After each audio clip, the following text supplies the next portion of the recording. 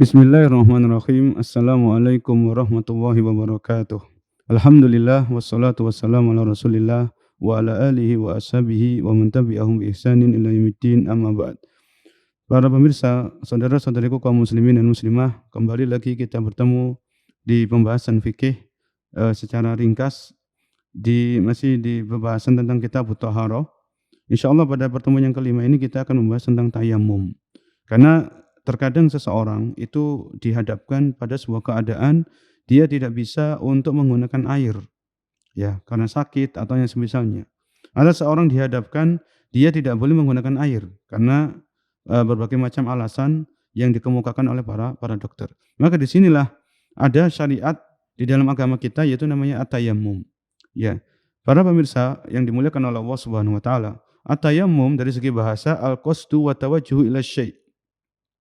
Tayamum adalah kita menuju kepada sesuatu. Adapun dari segi bahasa, ya, ini adalah mashul wajhi wal yadaini bis-sa'idi thahir bi qasdi thahara.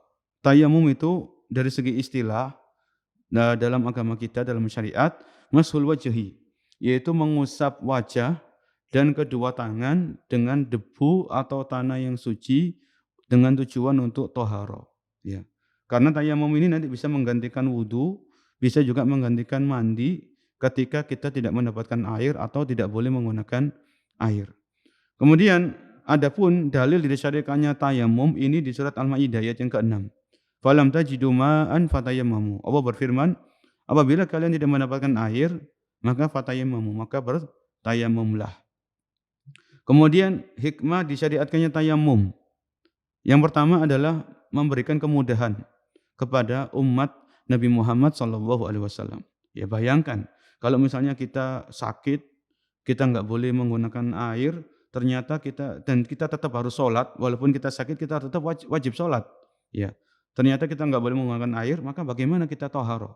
Maka di sini ada tayamum. Maka tayamum ini adalah memberikan kemudahan. Kemudian di antara hikmah tayamum adalah daf'ud darar, untuk menghilangkan bahaya yang bisa menimpa seorang muslim atau muslimah ketika dia menggunakan air, ya, di saat dia tidak boleh menggunakan air. Kemudian kapan kita boleh tayamum? Kita boleh tayamum kalau misalnya tidak ada air. Jadi kita sudah berusaha mencari ke sana kemari, ternyata kita nggak dapat air, maka kita boleh apa? Tayamum. Jadi harus berusaha dulu. Jangan langsung sudah nggak ada air kemudian kita tayamum, nggak boleh. Jadi kita harus berusaha, kalau perlu kita membeli. Kalau tidak kita mencari nggak dapat, maka kita bisa membeli air. Kemudian boleh kita tayamum yakni indal ajzi an isti'malil ma'. Ketika kita nggak boleh menggunakan air. Air itu ada, tapi kita nggak boleh. Misalnya karena apa? Karena sakit, ya. Atau karena orang yang sudah sepuh, sudah tua, sulit untuk bergerak, tidak ada yang mengambilkan air wudu, maka dia bisa tayamum, ya. Ini diantara hal-hal yang bisa membolehkan tayamum. Atau ketika kita menggunakan air, ternyata nanti kalau sakit kita semakin parah ketika menggunakan air, maka ini boleh kita bertayamum. Jadi kalau dokter mengatakan Anda nggak boleh menggunakan air, nggak boleh terkena air, maka kita bisa bertayamum sesuai dengan apa yang diajarkan di dalam Islam. Yang berikutnya, bagaimana cara tayamum? Sifatu tayamum, ya, dilihat di PDF itu ada gambar kayak padang pasir itu, ya. Sebelahnya ada sifatu tayamum.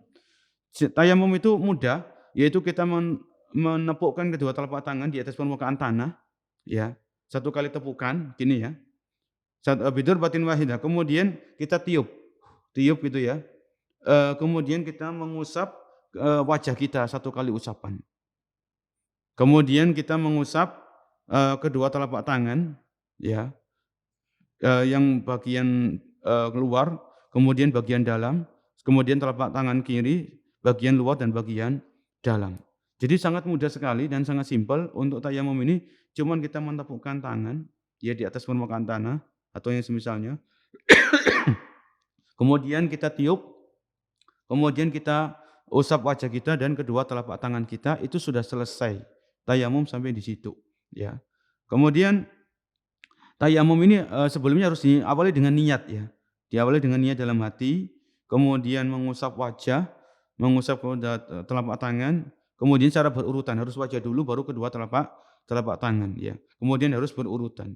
Dan tayamum ini bisa batal kalau orang itu tayamum kemudian sebelum dia selesai tayamum dia belum sholat, ada air, dia hujan turun, maka tayamumnya batal. Dia harus berwudu atau kalau dia hadas besar dia harus mandi.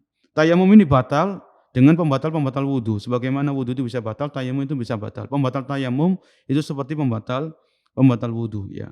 Kemudian di antara pembatal tayamum adalah terjadinya hal-hal yang mewajibkan kita mandi seperti keluar mani atau yang semisalnya. Dan yang perlu kita ingatkan para pemirsa kaum muslimin dan muslimah adalah ketika saudara kita sakit, kita ingatkan dia untuk tayamum.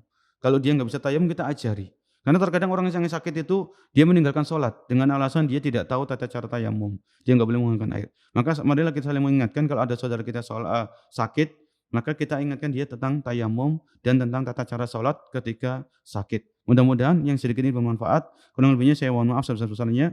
Kita akhiri subhanakallahumma wa bihamdika asyhadu an la ilaha illa anta astaghfiruka wa atubu ilaik. Wassalamualaikum warahmatullahi wabarakatuh.